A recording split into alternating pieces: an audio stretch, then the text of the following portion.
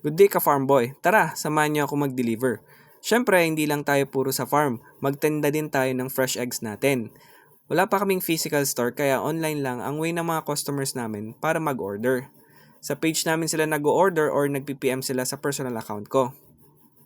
Farm to table or diretso sa household yung mga eggs namin. Pero lately, may mga restaurants at bakeries na gumagamit ng farm produced eggs namin.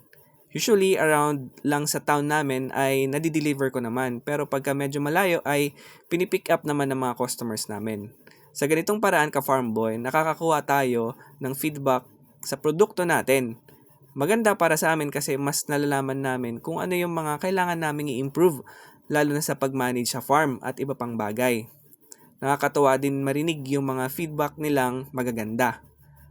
Mas lalo pa kaming ginaganahan sa ginagawa namin. So yun muna ka farm boy. Salamat sa pagsama sa akin mag-deliver. Happy farming!